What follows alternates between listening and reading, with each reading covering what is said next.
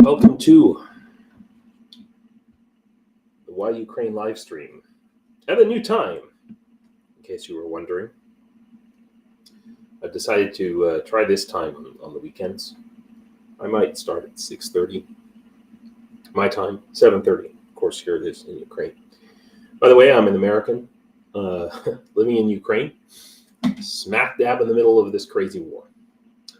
And it just got crazier. So I hope you enjoy the music that I'm going to play for the next couple of minutes. You can skip ahead in the live stream if you've joined the recording.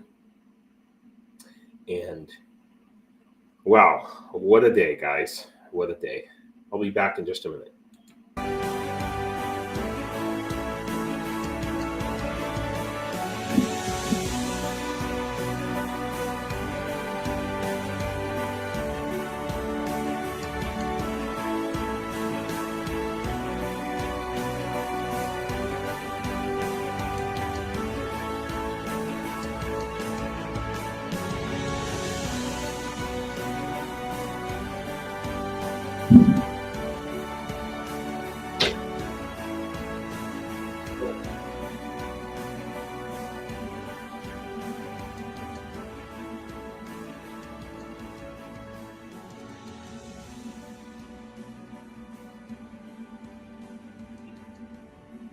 I will not be able to today because I have another prior appointment that I have to make. But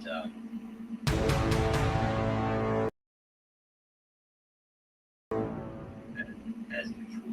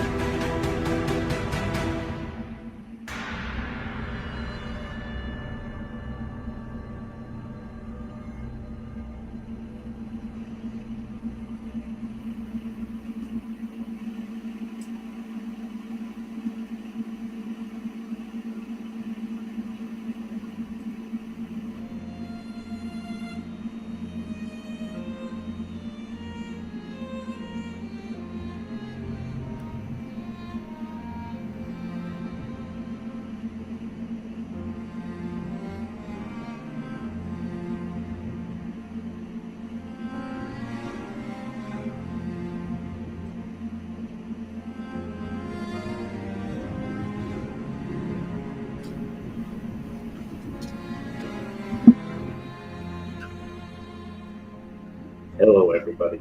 Welcome. We're going to kick it off and get started here. I just saw that Fridays Against Tyrants ended. I didn't know. I'm so glad that, well, somehow it worked out. That's all I'm going to say. Fancy that.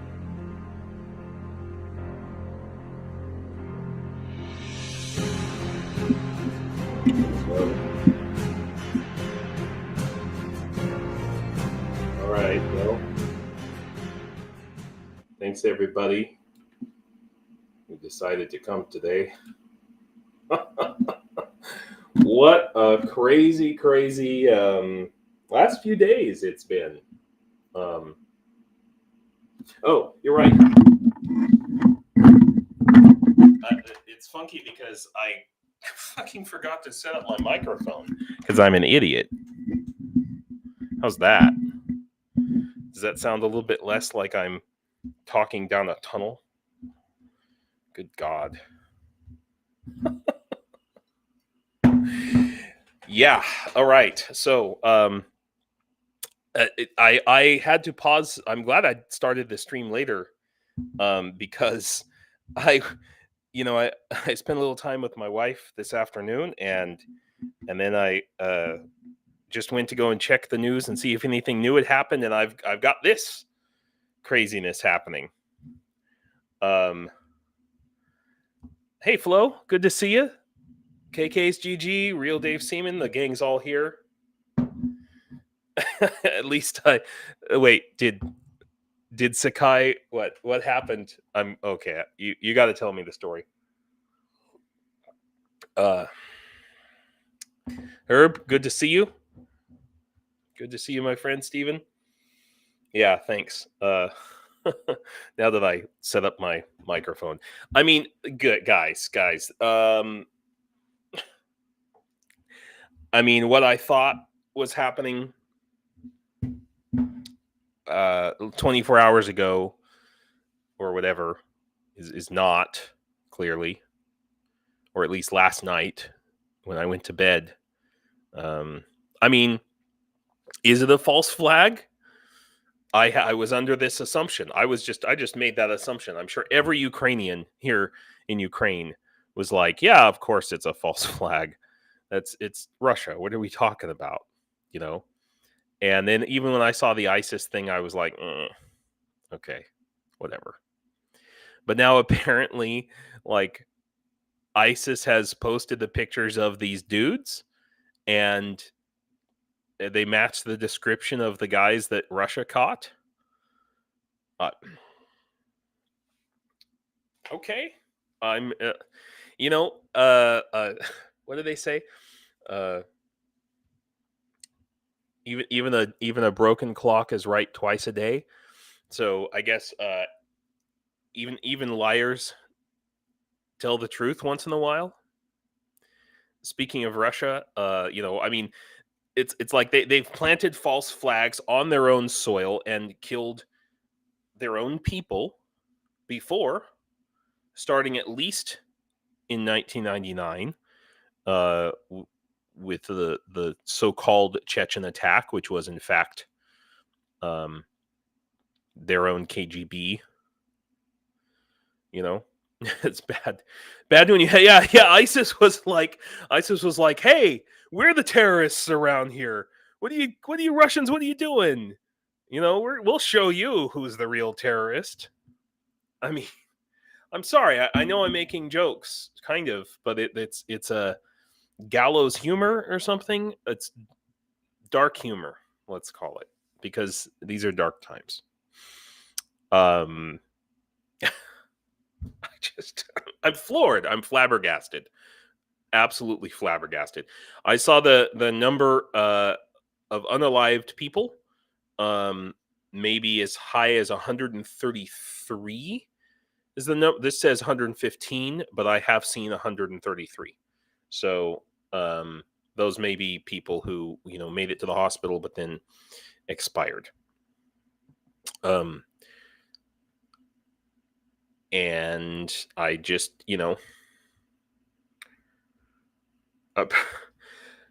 I mean, okay. So to people who say 9/11 was an inside job, for example, I actually kind of agree with that, in the sense that, I mean, I don't think that like the CIA planned it or something like that, but I think it was an inside job through the fact of negligence.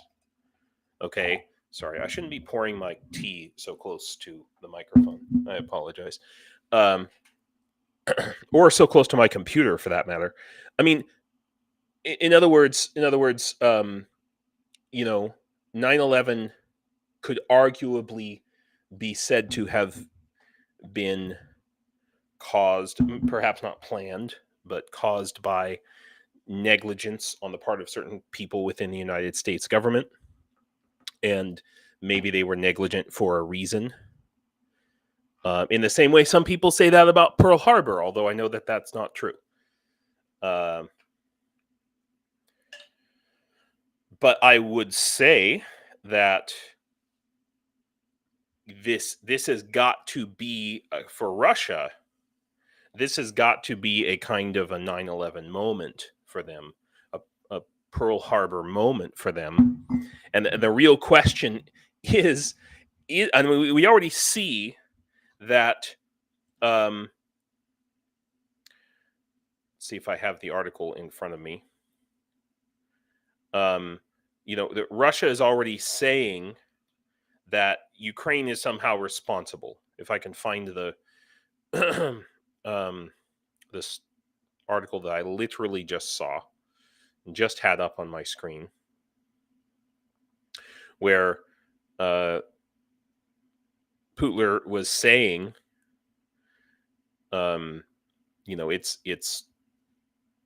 it's Ukraine's fault, essentially. These guys, they had a plan. They were gonna leave and go to Ukraine, which there was a window open for them in Ukraine. I mean, if you haven't seen that article, I'm sure I can bring it up here. I swear to God, I had it on my screen just a second ago. You know how this goes, right? But yeah, so that's what Russia's saying, trying to pin it on Ukraine. But are they going to be able to do that is the question. Yes. Thank you. Right. Thank you, Cheryl. So Cheryl says, Putin came out with a statement that Ukraine was at fault, and bots on an AP stream, Associated Press, repeatedly blamed the CIA. Like,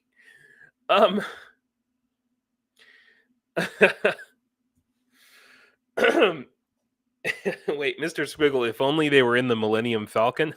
Sorry, I missed that. I missed that part. Oh, sorry, I see. I'm reading it on Dennis Davydov's thing. And let me tell you, I mean, I'm watching stuff on Dennis Davydov's channel of, the bodies, and it's amazing. It's shocking, really. So, I mean, God, what do you guys think? What do you guys think is going to happen? I mean, in my mind, think about what happened to us after 9/11, after Pearl Harbor. A bunch of people went and joined the military. A lot of my friends,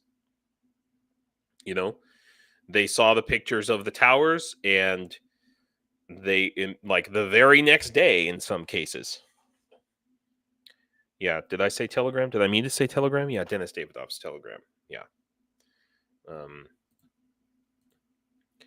Yeah, I have a lot of Telegram news sources now as well.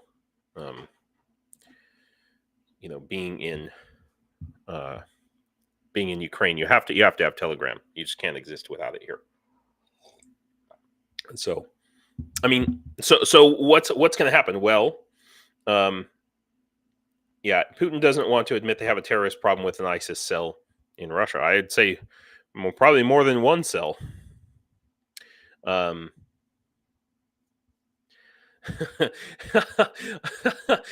like this quote. If the CIA did everything they are blamed for, they would have gotten raises long ago. Fair enough. Okay, yeah. Putin's response speech did not look well prepared. Yeah. It looks like they're grasping at straws. They literally don't know what hit them, and so now they're just going to be looking at how they can turn this to their advantage, essentially. Yeah, what is up with that? Mr. Nobody says apparently it took the Russian police 1 hour and 55 minutes to arrive. That was the first thing that made me think that this was a false flag operation. It took them that long for the police to get there. They conveniently let the terrorists go the terrorists conveniently escaped. And so later on, when I saw that they had earlier today, when I saw that they had caught these terrorists, I thought, oh, well, of course they're going to, grab some guys off the street or whatever. But then when I found out that no, ISIS actually confirmed who these guys were, like that's when I said, okay, I need to stop for a second. I'm not ready to do my stream yet. um, and the evacuation doors were locked. Oh, interesting, Cheryl. Cheryl said I tried to download Telegram, but wasn't sure which of the 4 choices was the right one. That's very interesting. Yeah, I'm sure there's plenty of rip-off versions. And the metal detectors were off, and the exit doors were locked, and there's cameras all over Moscow. Moscow, it has, supposedly, Moscow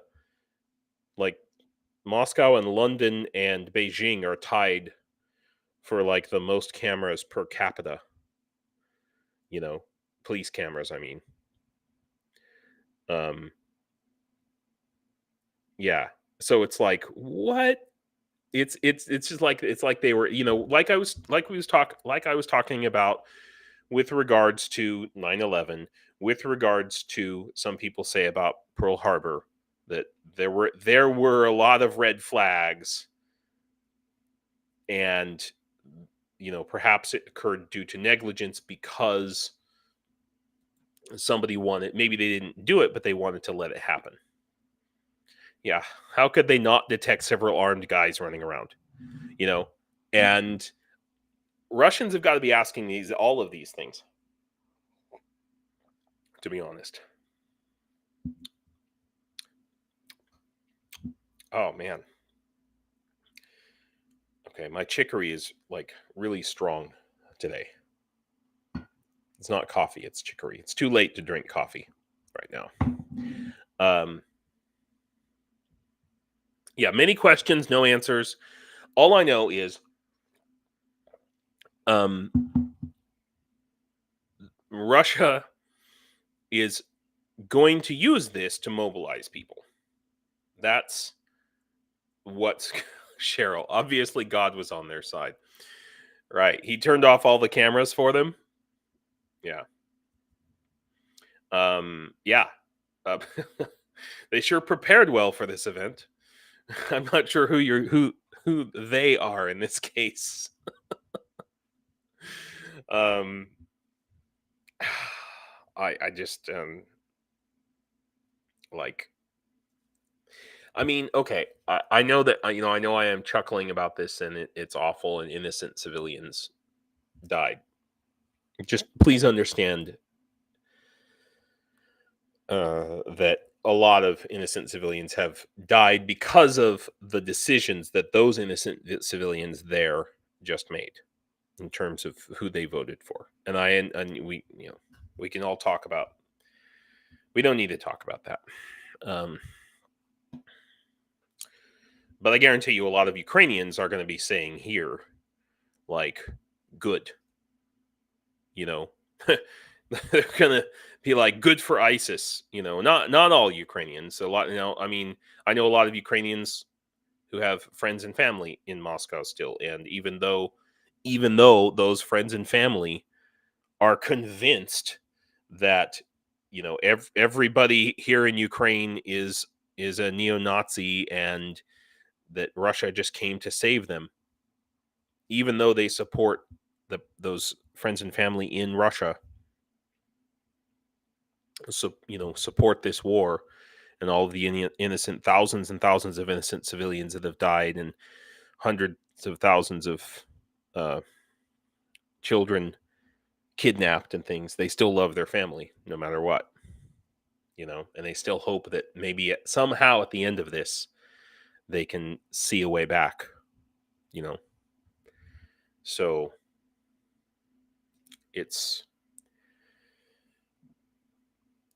I was just contemplating a coffee refill. KK's GG. There we go. So I'm starting at this time, guys. I hope it's a good time. On the weekends, I think maybe getting going in the morning, in Ukraine. Of course, it's evening here. It's 8 p.m. here. I hope that's good for you. I don't want to talk about America yet. I want to talk about, I forgot to bring up this article. So Shoigu, new armies. He's announced that these new armies, right? 2 new armies, right? By the end of 2024. And I can't even stand to look at that guy. I'll just look at his, like, from the there we go. That's fine. I can tolerate that. So we're talking about at least 100,000 soldiers coming up. And, you know, my last, if you saw the thumbnail picture from my last live stream, it was, yeah, now the real war begins. And, you know, they did the announcement. Peskov officially used the word war, right? Right. Here he goes. So this is the official Moscow spokesman. Boy, he looks like he just woke up after a bender, doesn't he? I don't know. That's probably an old picture. That's probably just a stock picture, though. Okay. A stock picture after he woke up after a bender. Somebody get this guy a hairstylist. I swear to God. Okay. Yeah.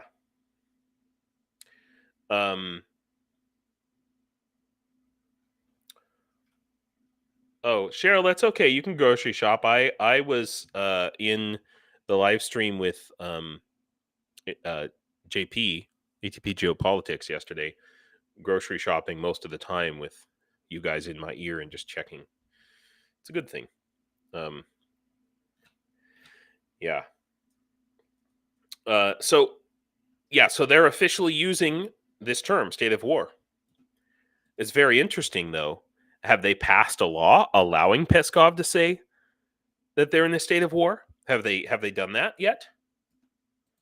But so my thinking about this was, so this announcement happened yesterday, but this happened before the ISIS attack, did it not? And this announcement, that guy, about the new armies, this happened 1 day before the announcement. So my thought today has been, all day, my thought has been, wow, they really got their timing off. Shouldn't they have scheduled the terrorist attack first and then they announce the war and then they form the armies? It seemed like they got it backwards. I don't know who was in charge of their scheduling, but yeah, they kind of got things wrong there. So this is what I was thinking all day today, you know.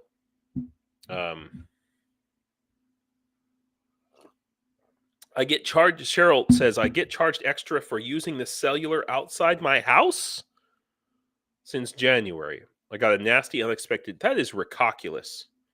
Do you know how much I pay for 50 gigabits? Okay, it's it's unlimited, but then they will knock down your speed after you use 50 gigabits.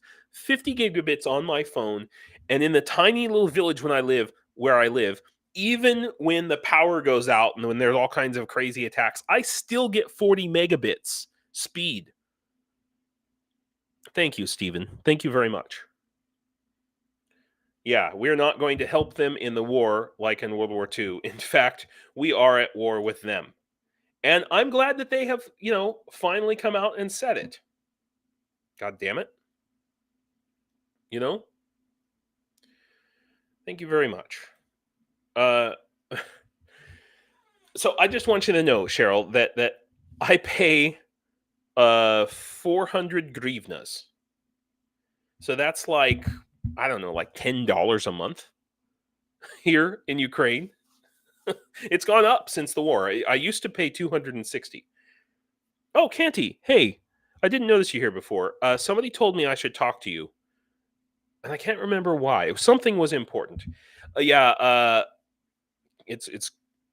good that you mentioned that, Canti. And I haven't had any power interruptions, not serious ones here.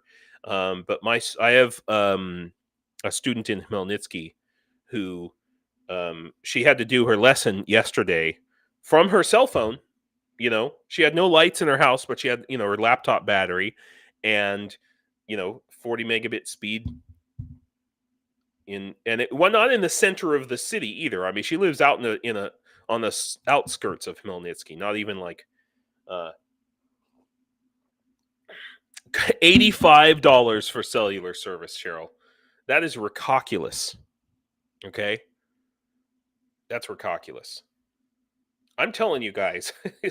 I mean, I know there's a war in the middle of Ukraine, but I live a much better life here than I did in, Silicon Valley or anywhere else that I've lived in America.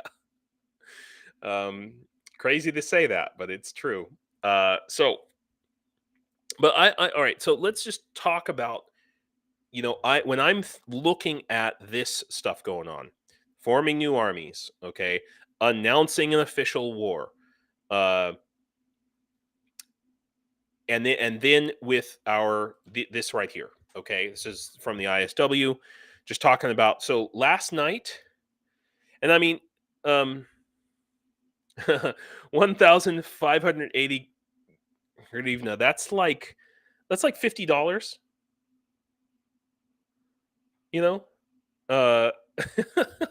Something like that, maybe 40, 45, $50. I can't do the math in my head. I'm sorry. Yeah. 3 phones and unlimited data. Yeah. So I'll just look right now. UAH to USD. Yeah. Right. So 1,580. Yeah. So $40 for the entire year. That's how much Canti pays in Kiev. She just pays once, and she gets cellular service for an entire year. $40.68 according to this. Yeah. When I lived in Silicon Valley, when I was working at NASA, I literally like maybe two miles from Google. Okay, but I physically lived in between Google and Apple, and I could not get a internet speed above 40 megabits. No, I'm sorry. 12 megabits. What am I saying? I could not get internet speed above 12 megabits. Not for God or and I mean, the reason NASA freaking hired me was to help them get faster internet, and they were right next to Google. They ended up paying for gigabit, just 1 gigabit line coming in. They ended up paying $7,000 for the installation and $4,000 a month for gigabit. And here I have gigabit coming into my house, and I pay 60 hryvnias. $1.54 a month. Yeah, it's crazy, Anna. It's a monopoly. It's a monopoly system, and all right. Anyway, enough about that. I want to go back to what's going on with this crazy ass war that we're in. So my thought was, okay, well, this is the Pearl Harbor moment. This is the 9/11 moment, and okay, they got their scheduling mixed up, but Russia is, this is what's going to drive people. They're still going to do a mass mobilization, or a draft, as we say in America. But if planned Putiny, I like that term, Putiny. It's like mutiny, but with Putin. Excuse me. Yeah. Thank you, Il Pirata. Yeah, better service in Kiev than California. Exactly.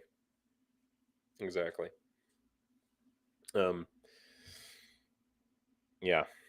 So anyway, look, guys. I mean, I know I'm laughing, and it's a happy, joking time about all of this, but last time I talked about, and I don't want to go into it too much again, but last time I talked about how the U.S. Congress is dragging things out, dragging their heels. They just went on to recess. Now, I know what you're going to say. I know that you're going to talk about this bitch. Okay. But if you listen to what she said in this interview here, she said, this is a warning. It's a warning.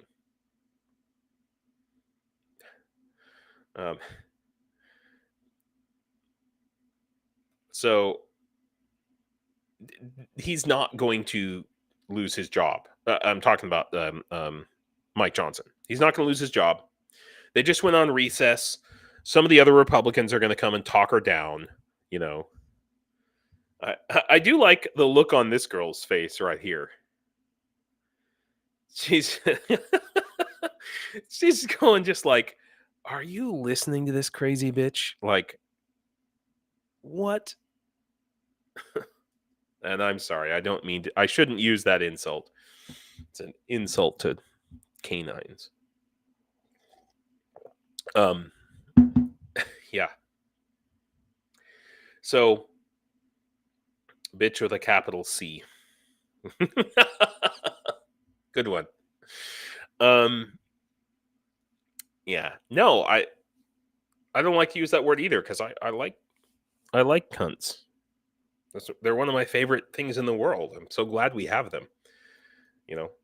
But anyway, not me. I mean, I don't have one, but people who do have them, like my wife, I really appreciate it.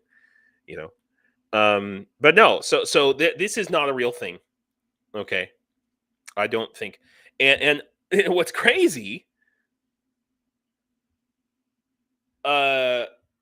Yeah, she checked out. But yeah, she said this is a warning, is what she said. Yeah, she usually just chucks out insults. Talking bloke. Heard that press conference. She said nothing and just chucked out insults. Yeah. She's warning. What's his face?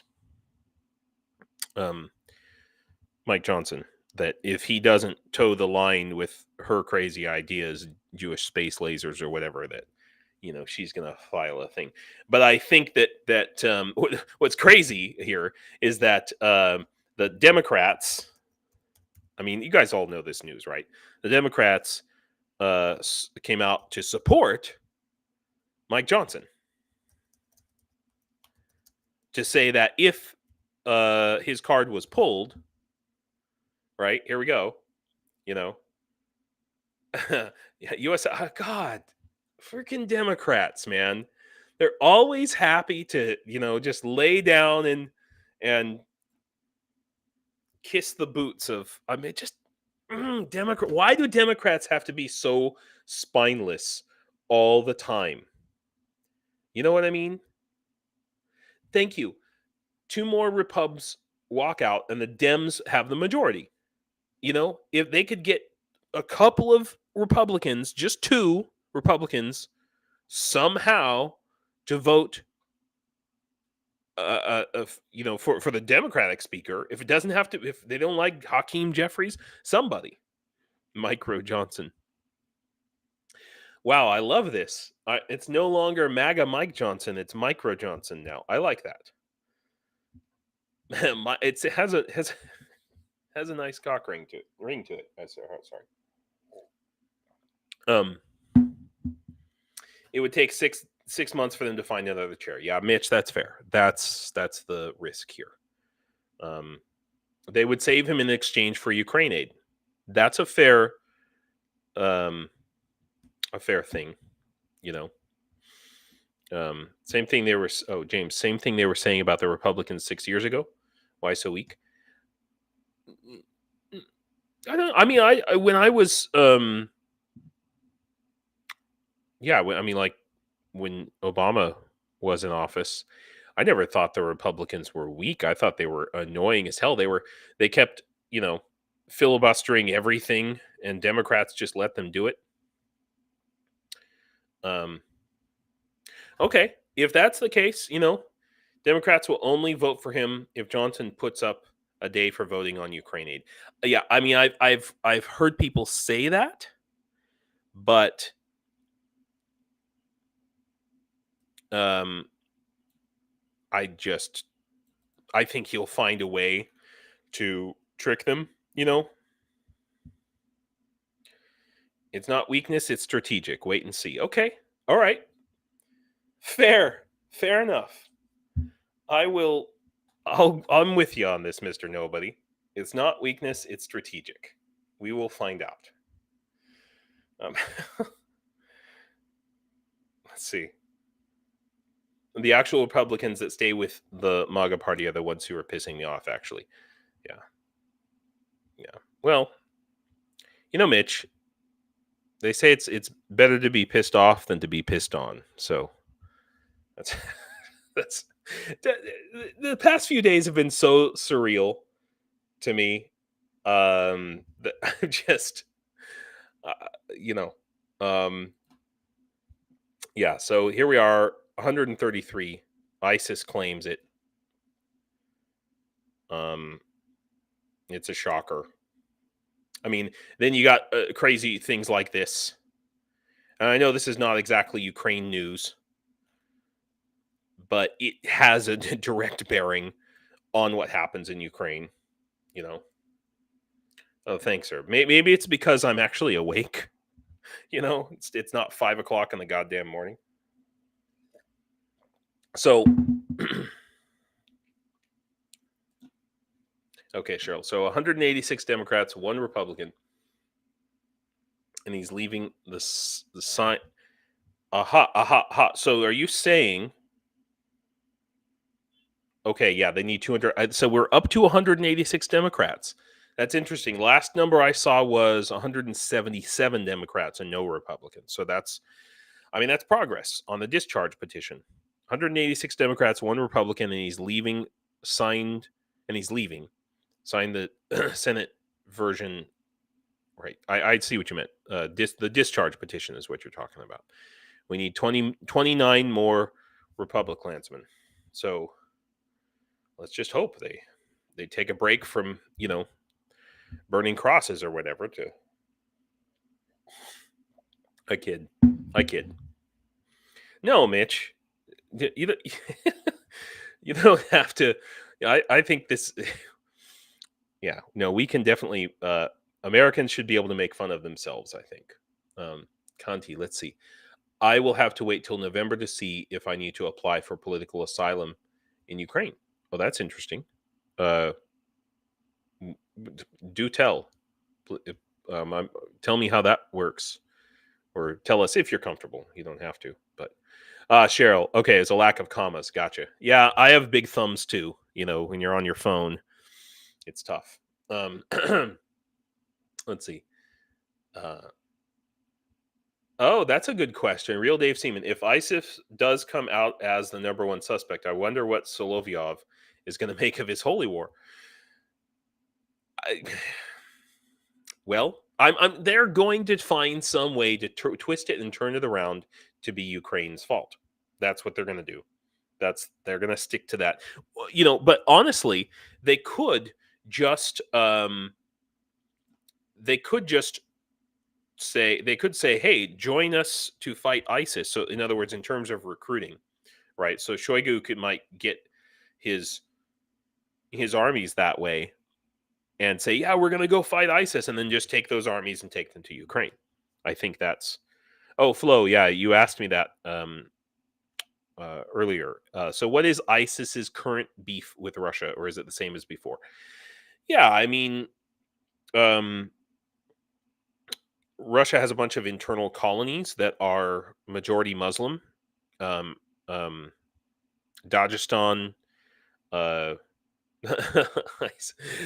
ISIS Nazis. Wow. You know what? The YouTube AI is going to go crazy on this live stream. I swear to God. It's going to listen to this audio and be like, ISIS Nazis. Oh my gosh. Yeah. Okay. yeah, Conti, I'm curious about your situation. And look, so are you from Russia or? Oh, anyway, I don't mean to pry if it's personal, but feel free to, if you want to message me directly, feel free to do that. Some people have been telling me I should talk to you, and so anyway, so what is ISIS's current beef with Russia? So let's see, Muslim Russia population map. That's what I'm looking for. Right. Hopefully this will show us. There you go. Wikipedia. Good enough. Yeah. So this shows us where states where in Russia, where you can see the dark green here, there's Ingushetia, which is one of these two green ones here. I can't remember which one, the dark green.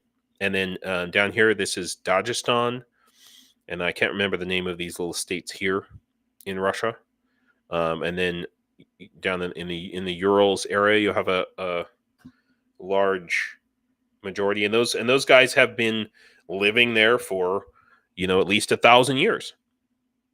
They're descendants of, in many cases, descendants of the Mongol Empire, parts of the Mongol Empire that converted to Islam. So like the Golden Horde, basically, under Tamerlane. So let's see. Flo, I have read that India is upset with them for taking contract laborers from their country and stuffing them into the army. Yes, that's true. They're all fluffed about that. But oh, Conti, I'm from South Dakota. Okay, fair enough. Fair enough. Yeah.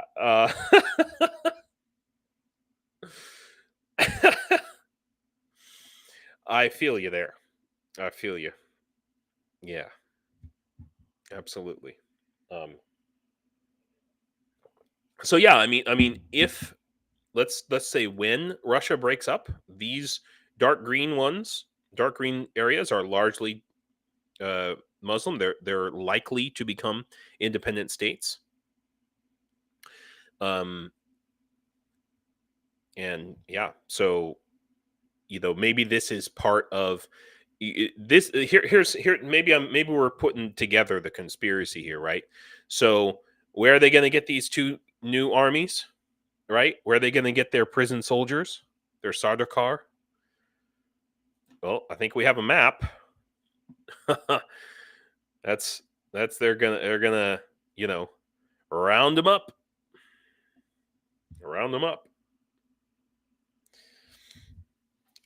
Yeah. No, South Dakota is only a police state if you don't go to church on Sundays.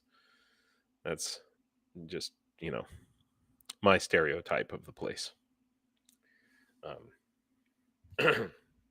Jonathan. Yeah. Okay, are you trying to come up Il Parada? Did India choose a bed of nails? Are you trying to come up with my next live stream title? Maybe. Oh, Dr. Dawson. Oh, I didn't see you were here. Oh, you're doing a stream. Yeah. Well, Heroam Slava to you. Yeah, I know you guys have. Wait, are you with the Shills? Are you one of the Shills guys, or in that? Because I know you guys are starting in like 45 minutes, right? So, yeah. Okay. Well, look. This is going on now. Let's talk about these missile attacks. Again, I started to talk about it, I got distracted.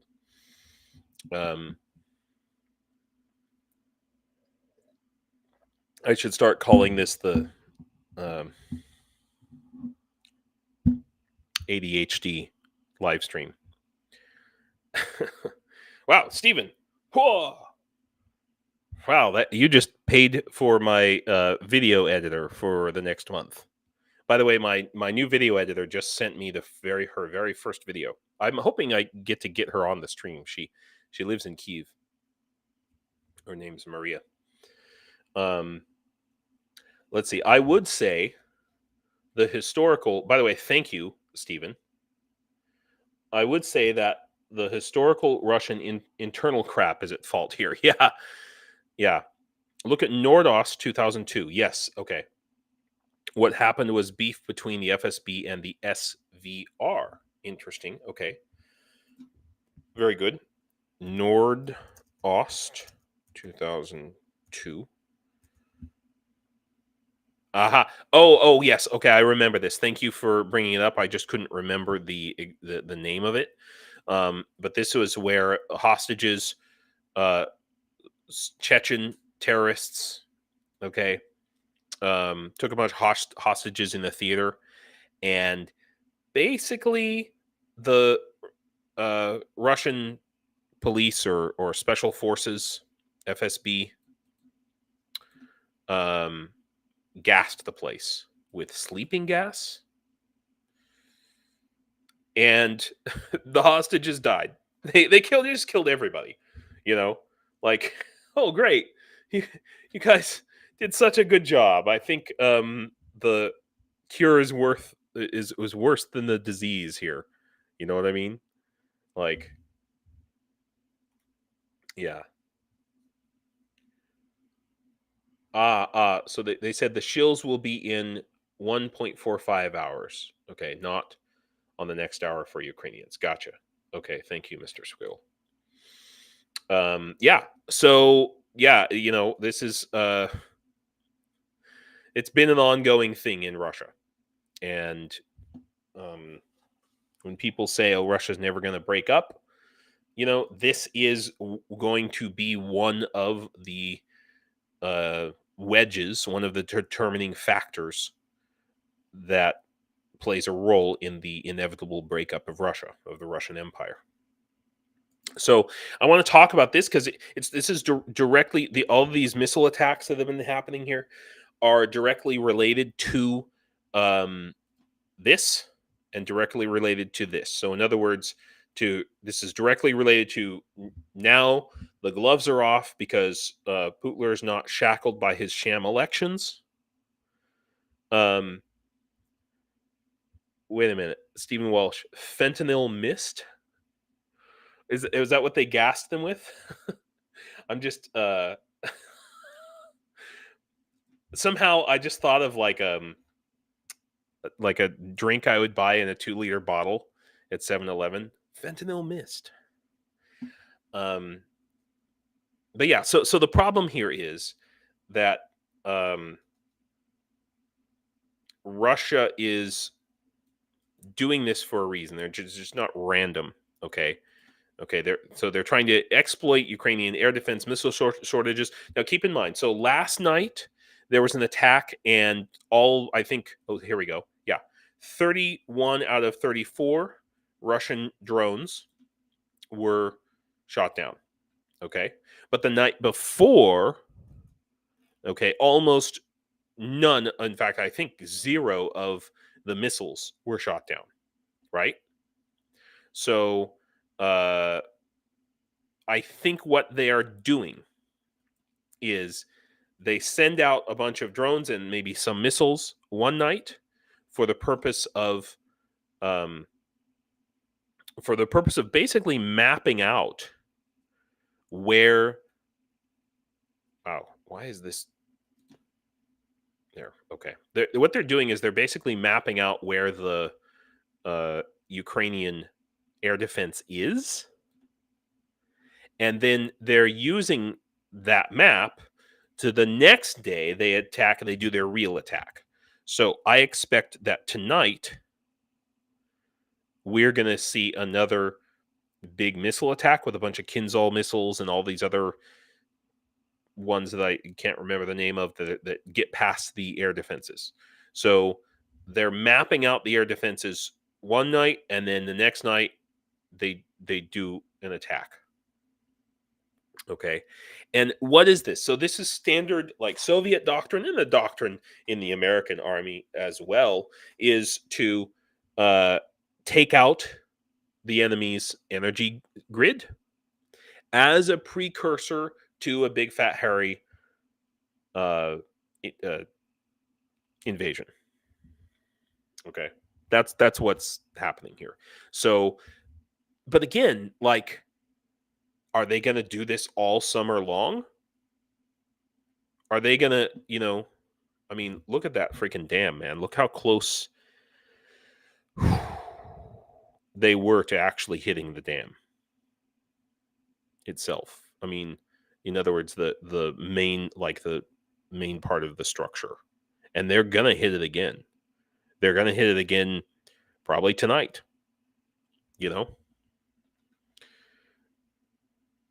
And that, let me tell you, if you haven't looked at a map lately, look to the map of Ukraine.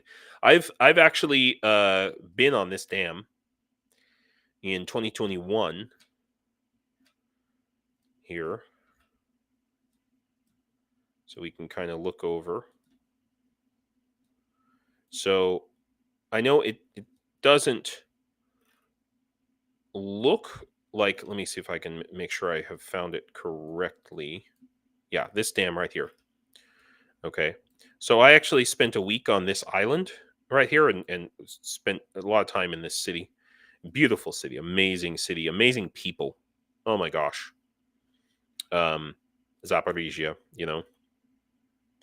It's so funny to okay, I need to talk about that in a minute, but my my friends who are in the Legion and things, watching them try to pronounce Zaporizhia when they first come, it takes them about a year to usually pronounce it correctly. Excuse me. So this is a big ass dam, and it doesn't look like it's that big of a lake, maybe because it's kind of long and skinny, but it goes all the way back to here, essentially. Way back. So this whole thing is a lake, and it's a lot of water, man. It's a lot of water. Okay, and I think that, I'm not sure, but there's this lake, which also has a dam, which has not been hit at all that I know of. This looks really wide, but it's also very shallow in most places. I think this is the largest one. And then, no, I'm sorry. This is the largest one. I lost my place. But they could just go on up the river.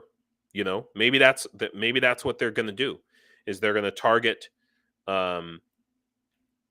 this one because it's closest. One reason that they're targeting this, by the way, is that it's the closest to the front line.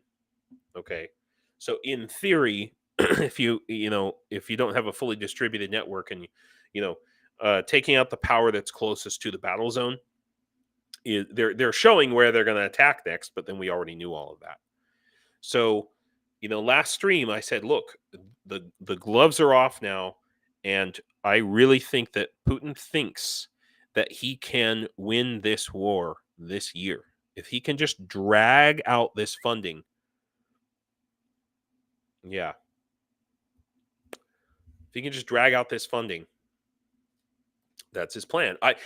He's not going to be successful, even if Ukraine loses all funding from the EU and the US, which it's not. Okay, the EU is stepping up, but again, like I said last time, I have serious doubts about whether or not the EU is going to keep up its contributions after the next set of parliamentary elections. Okay, I have serious doubts about that. Doesn't matter. Ukraine will lose ground. Ukraine will lose territory and lives and people here. Okay, but Russia is not going to take Ukraine. It's not going to happen. Really. So then that brings me to the next question. What are they forming these two new armies for? Excuse me. What are they forming these two new armies for? That's the real question. Yeah. I mean, is it just, are these the armies that they're planning to just occupy Ukraine with? You know? Or are they looking somewhere else? Are they maybe looking up here somewhere? I think it's pretty clear that they're looking ahead, right? Okay. So I'm not telling you guys anything new, I think, today. I think everybody watching this stream is up on it, knows what's going on. Yeah. I can tell you that I all right, so I'll just tell you right now, we've got two guys. We've got Tony, yeah, who we sponsored, who's down here somewhere in this general area. If I don't hear back from him by tomorrow, I'm going to start asking around, lighten things up. Shere Khan, if you watch this stream, I know you don't probably, I think Shere Khan might actually be here in Ukraine right now. I need to message him because it's not looking good out there. And then by the same token, the guy to whom I just sent, let's see, where am I? I lost my place. Yeah, here we go. The guy to whom I just sent the armor plates and a bunch of these tactical wet wipes. I haven't heard back from him in almost a week too, and he's out here somewhere. And no. Tony's going back to the front line. He's on the front line. Okay, it's been more than a week, Mitch, since I've heard from Tony.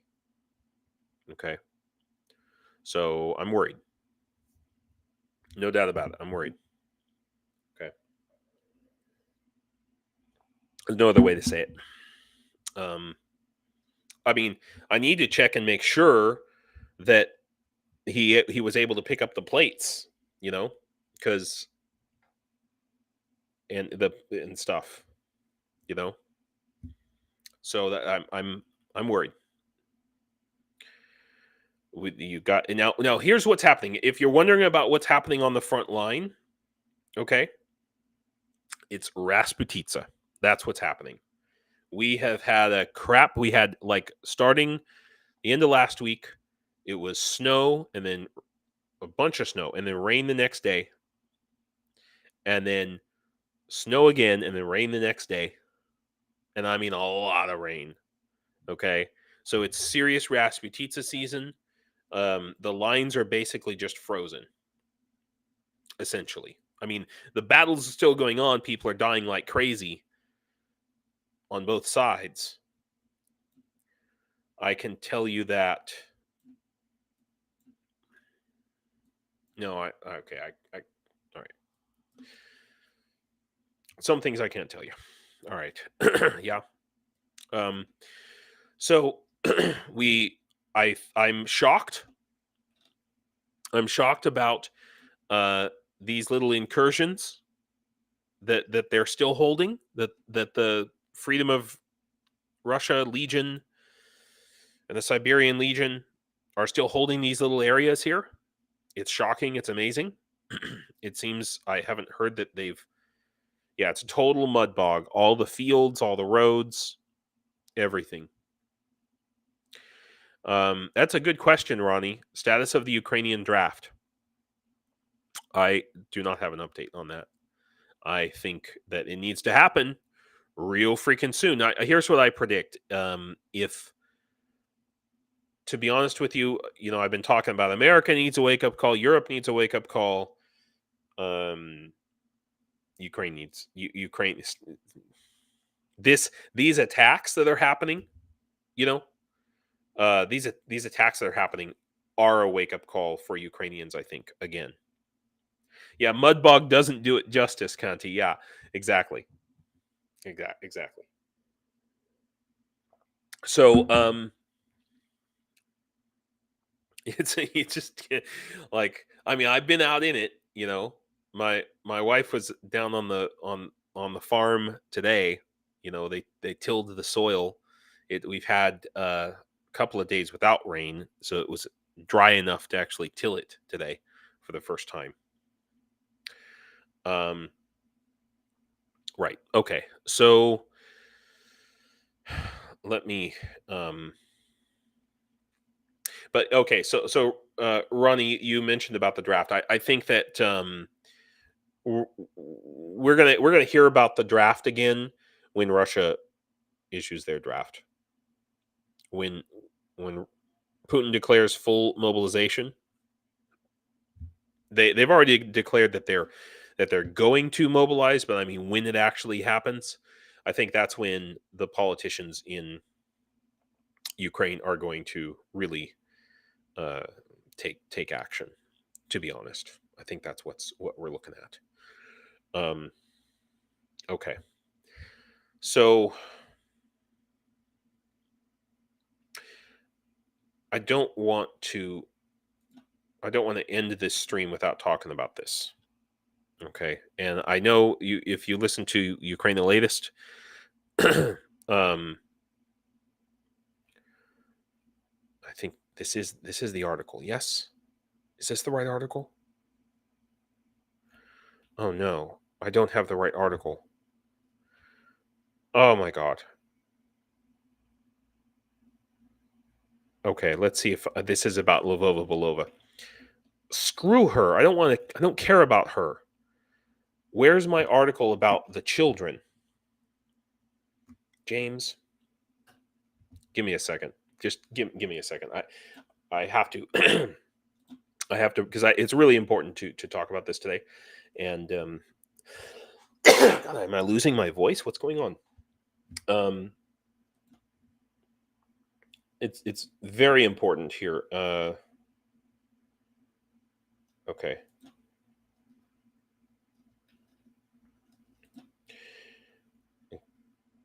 Yeah. This is the one I'm looking for. Yeah. Okay. Wrong article. Here we go. This is the one I'm looking for. All right. This is awful. What's going on? You know, here it says Kyiv has reported 20,000, but Russia has reported 700,000 children. They bragged about it. They've said, "Yeah, we stole 700,000 of your children, Ukrainians. What are you going to do about it?" And now, can you just imagine this nightmare? If this was your children, it's just mind-blowing to me. You know.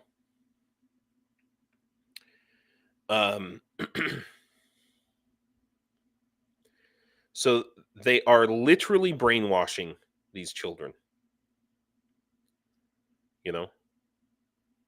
So I just highly recommend that you give this article a read, and make sure you're sitting down and you don't have anything important to do, and just let everyone in your life know that you're going to be pissed off for the rest of the day when you read this article.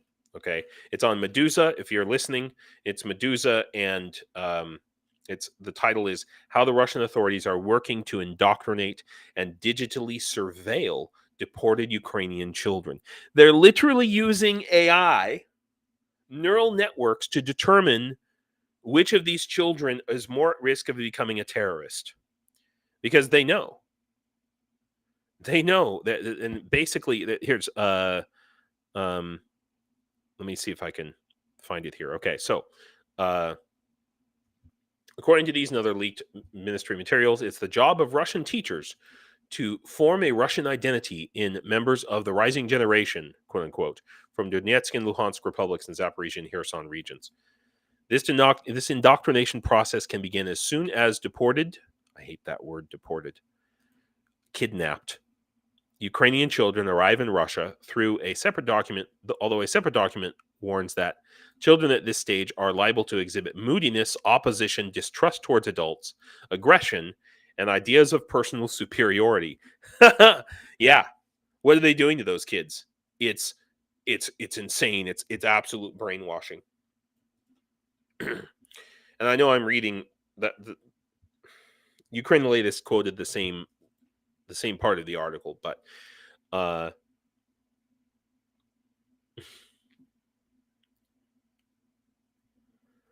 it's just like, let's see. It also includes instructions on how to handle conversations about children's family members who may have been killed or gone missing. Don't say, don't worry, they're in a better place, or they're looking down on you from heaven. Speak honestly with the child about the fact that his loved ones were killed or his home has been destroyed. Say directly that they have died. It's just like awful. Absolutely awful.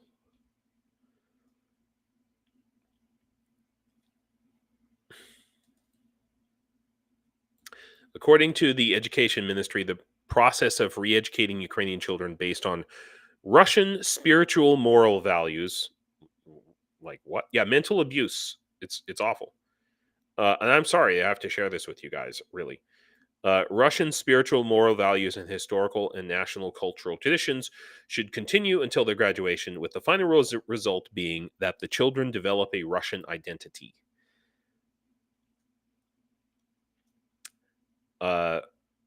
Ministry source, on condition of anonymity, referred to these teacher guides as a total disgrace. Say directly that they have died, quote unquote. That's fucked up. If a child doesn't know their family's fate, just saying they died is about the worst thing you can do. You should start. Now, this is really interesting, right? Because the ministry source says you should start by finding out what the child knows about his family, how likely he thinks the odds are that they survive, or whether it makes sense to hold out hope. And notice that they don't say, like, they're not disagreeing with the goal of brainwashing the students. They're just saying that these guides for teachers are doing it wrong. You know, it's ineffective brainwashing. The source also objected to the guide's use of the term integration. Integration is something that takes place in a multicultural environment, one that permits cultural diversity and respect for the culture of the non-dominant group. So at least they recognize that they're not. So they say, so integration of these children isn't possible. What they really mean is most likely assimilation or marginalization. Yeah. It just shows that Russians know that they're full of shit. And they know what they're doing. They know what they're doing. You know? So it says, quote, the idea that Ukrainian children are potential terrorists looms over our conversations. We're not morons. We realize that Russia didn't come to Ukraine with peace and kindness. And these children who were taken from there to a hostile environment could start to resist. Could? Yeah.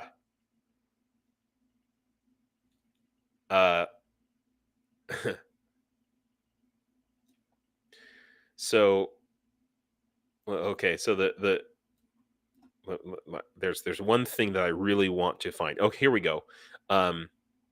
It says, behind closed doors, they understand that the integration of Ukrainian teenagers is an explosive situation. Yeah. Our students are also inundated with the idea that there are fascists in Ukraine.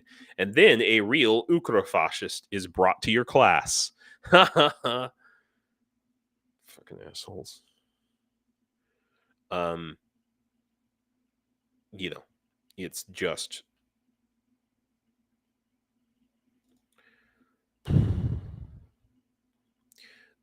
And the new agency, which is called, the Teenage Program Center, okay,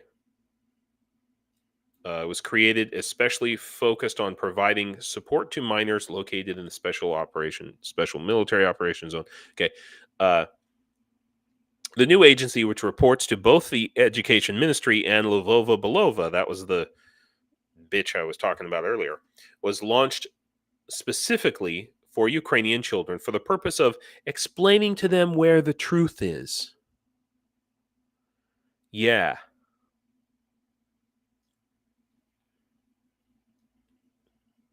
So they distribute humanitarian aid, hold training sessions, and generally try to create a friendly image, the image of a friendly Mother Russia. You're here now, and everything here is great, said one source. The Teenage Program Center's employees are tasked with erasing these children's Ukrainian past and integrating them into the Russian world. I want to find a particular quote here. Let's see if I can. Yeah, here's the quote. Quote, small children come to their senses more quickly than adults. That's a quote, right? Hey, Anna. Good to see you. Did you message me? You messaged me today, and I haven't had a chance to read it. I apologize for that. So small children come to their senses more quickly than adults. So in other words, the assumption there is come to their senses that they need to, allow themselves to be brainwashed. Yeah, it gives me chills. Exactly. Teenagers, of course, are all on social media, which has an influence on them. Not that teenagers have their own agency or any sense of moral values. I mean, obviously, in a society where they have no moral values, they get the wrong idea about why this war began. This is literally what they're saying. Many of them support Ukraine. Many are critical of the head of state. We invite specialists from the relevant agencies to explain things to them. Think about that for a moment. What does that mean? Who are the relevant agencies? What does it mean, explain things to them? Right? We know, we've already talked about in previous, they've set up a system of torture centers all across the occupied territories. I'm sure that the students, the children who have been deported are all, we know that they're being tortured in the gulags that they're placed in. These teen centers also coordinate military sport activities, trips to exhibitions with names like We Oppose Nazism, visits to shooting ranges, and preparation for service in the Russian armed forces. It sounds a lot like they're gonna create another Russian Freedom Legion. I mean, by the time these kids are old enough to fight, which for Russia is probably in about 6 months, you think they're gonna just join the Russian army? And I mean, no, they're no wonder they're afraid of creating terrorists. So these.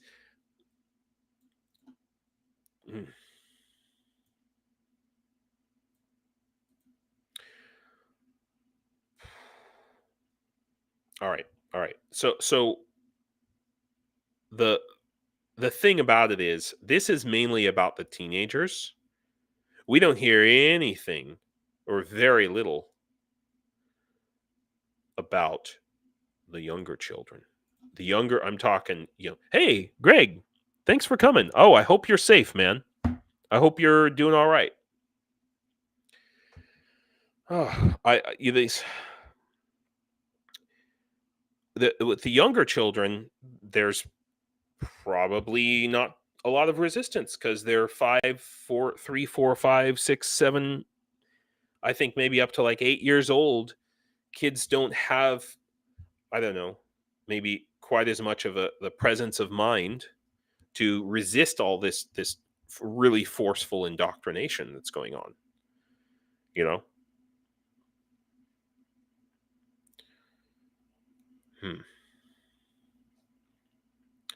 So there's a lot, and I would just encourage you all to go and read over this article, imprint it on your mind, and don't forget about these children. Don't forget that this is happening. All the other crap that's going on, and this is the other thing, when you, and I hope that you do, try to get out of your Ukraine bubble, at least like once a week. Try to talk to somebody who's not not one of us. Okay. Try to talk to somebody who's not one of us, and just try to reach out beyond them. And when they pull the crap, like I heard this past week, like, well, what has Ukraine done for me? Stupid crap like that. Or why should I care about this war on the other side of the world? If they listen to nothing else, all of the other reasons, like we're defending democracy from them, we're preventing World War III, all that stuff.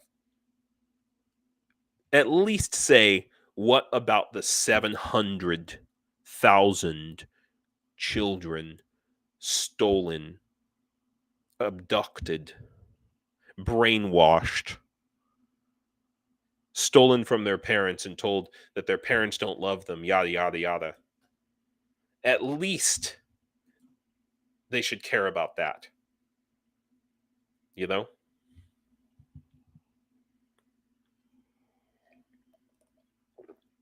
Okay. I'm coming to the end of my stream, so I just want to thank everyone who's come today. I want to tell you that tomorrow I'm going to start the stream 1 hour earlier, or an hour and a half earlier. So I'm going to start at 6 p.m. my time. And that is specifically because the same guest I had last week is going to come and speak with us again. He's been in the hospital, and I guess he had some health issues this past week. So I don't know how comfortable he's going to be answering questions about that. But also tomorrow, I've made an open invitation on a number of internet. I've been meaning to do this for like a really long time. I want to have a regular live stream for people who are planning to come to Ukraine. Okay. So for people who are planning to come here to volunteer, specifically to join the Legion. Okay. That's what I want to and just to kind of, wow, whoa, Il Parada, thank you so much. Stephen Walsh, you set the bar. Oh, you emailed me. Okay, great. I will check both of my emails. Let's email back and let's meet in April. That would be rocking. That would be totally rocking. All about it, dude. All about it. Mind blowing. I'm shocked. Thank you. But yeah, so tomorrow's live stream is going to be dedicated to that, to kind of, I'm not going to tell, I don't want to tell people, here's what you do to get into the Legion, because I'm not in charge of that. But there's a lot of things that can be done to prepare people to come here. Because, when I was in the Legion, I saw a lot of guys who weren't prepared, knew nothing about the culture, for example, knew nothing about what they were actually going to need, what they were going to face. I had no idea what the training was going to be, obviously, and there's all kinds of rumors flying around, and I just want to quash those a little bit. I can't make a guarantee that if you watch my live stream, you'll be able to join the International Legion or any other volunteer group, but just to prepare people for that. So, Mr. Nobody, this is a beautiful thing. The most profound thing is that the empathy I gained from for other people's suffering. In perspective, my suffering isn't relative, but trying to prevent others' suffering. trying to prevent others from suffering is more important. Well said. Well said.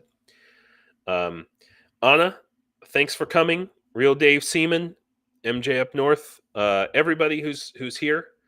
I just want to thank you all for coming. And if you've got an extra buck or two, another thing, real quick, we are planning with a couple of other viewers here. We're planning to do a raffle to raise money for a drone, or maybe some drones. Probably this drone. So I'm going to announce a raffle. It's going to be on my site. I'm hoping I will be able to do it tomorrow. And I'm going to be able to take PayPal. I'm going to start taking PayPal, at least for this raffle, just as a test tomorrow. So, yeah. So there we go. That's happening. Oh, yes. Sorry. Real Dave Seaman. Yes, I forgot. Yeah, so we are making that happen. I just have a couple of things I need to work on to make that happen, and then I think we'll start it tomorrow. We'll see.